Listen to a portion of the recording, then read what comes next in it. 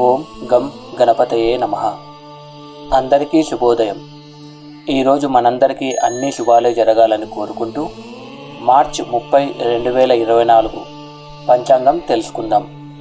అలాగే ఈరోజు ప్రాముఖ్యత, దినఫలాలతో పాటు ఈరోజు శుభకార్యాలకు, వస్తు వాహన కొనుగోలుకు అనువైనదా కాదా అన్న విషయం తెలుసుకుందాం. ముందుగా మంచి మాట. వివేకవంతుడు అసందర్భ ప్రేలాపన చేయడు. మీరు ఇంతవరకు మన ఛానల్ను సబ్స్క్రైబ్ చేయనట్టయితే వెంటనే సబ్స్క్రైబ్ చేసుకుని పక్కనే ఉన్న బెల్ ఐకాన్ను నొక్కి అందులో ఆల్ అనే ఆప్షన్ని ఎంచుకోండి. ఈరోజు పంచాంగం తెలుసుకుందాం. శ్రీ శోభకృత్ నామ సంవత్సరం, పాల్గొన మాసం, ఉత్తరాయణం, శిశిర ఋతువు, మార్చి 30వ తేదీ 2024 శనివారం. సూర్యోదయం ఉదయం 6:02 సూర్యాస్తమయం సాయంత్రం 6:21 తిథి బహుళ పంచమి సాయంత్రం 5:25 వరకు. తదుపరి షష్ఠి.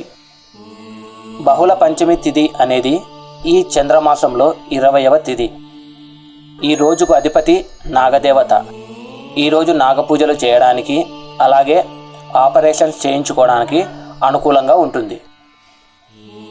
నక్షత్రం అనురాధ నక్షత్రం రాత్రి 6:49 వరకు. తదుపరి జ్యేష్ఠ నక్షత్రం. ఈ అనురాధ నక్షత్రంలో కొత్త పనులు నేర్చుకోవడానికి, కొత్త దుస్తులు ధరించడానికి, వాహనాలు కొనుగోలు చేయడానికి, శుభకార్యాలు నిర్వహించడానికి మరియు ప్రయాణాలు చేయడానికి మంచిది. యోగం సిద్ధి యోగం రాత్రి 7:45 వరకు. తదుపరి వ్యతిపాత. ఈ సిద్ధి యోగం అనేది శుభకార్యాలకు అనువైనది. కరణం తైతుల సాయంత్రం 5:25 వరకు. తదుపరి వనజి. ఈ తైతుల కరణం అనేది శుభయోగంగా భావిస్తారు. ఇంటికి సంబంధించినటువంటి కార్యక్రమాలు చేసుకోవడానికి మంచిది. అమృతకాలం లేదా శుభ సమయం సాయంత్రం 5 గంటల నుండి 6 గంటల వరకు. ఇది నక్షత్రానికి సంబంధించిన కాలం. ఈ సమయంలో చేసే పనులకు ఆటంకం ఉండదు కనుక ముఖ్యమైన పనులు ఈ సమయంలో చేస్తే మంచి ఫలితాలు అందుకుంటారు.